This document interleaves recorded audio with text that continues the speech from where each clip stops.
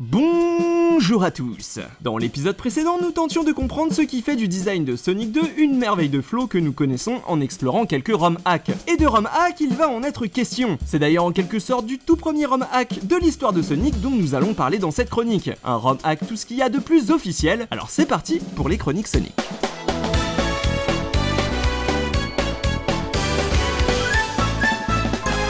Bon alors, comment ça marche? En gros, la cartouche de Sonic et Knuckles permet donc de jouer à Knuckles in Sonic 2, parce qu'elle contient en fait une deuxième ROM qui est une sorte de patch pour Sonic 2, qui ajoutera à votre cartouche de Sonic 2 un Knuckles flambant neuf, ainsi que quelques modifications de jeu, comme des vies ou des anneaux cachés, sans compter les nombreuses corrections de bugs dues aux nouvelles capacités de Knuckles. Celles-ci sont rigoureusement identiques à ce qu'on a pu voir dans Sonic et Knuckles, à ceci près que le level design n'était pas spécialement fait pour accueillir l'échidné. En fait, ça ne se voit pas forcément, mais dans Sonic et Knuckles, la petite boule rosée saute un peu moins haut que le hérisson bleu. Et si l'architecture des niveaux de Sonic et Knuckles avait été pensée pour Knuckles dès le départ, ce n'est pas le cas pour ceux de Sonic 2. Et le jeu ainsi modifié voit sa difficulté monter d'un bond, surtout lorsqu'on parle de boss de fin de niveau. Sans compter sur la palette de couleurs qui se retrouve légèrement dégradée, et surtout l'absence des armures élémentaires qui rendent le rythme des niveaux avec Knuckles un peu plus plat que d'ordinaire. Et comme tous les ROM hacks, Sonic 2 et Knuckles possèdent son lot de bugs et de raccommodage peu élégants, à l'image de l'écran titre du jeu. Alors autant vous le dire tout de suite, avec ma cartouche Sonic Compilation et mon obsession pour jouer à Sonic 3 et Knuckles, que je ne connaissais pas encore à l'époque, Sonic 2 et Knuckles n'a jamais vraiment été ma priorité.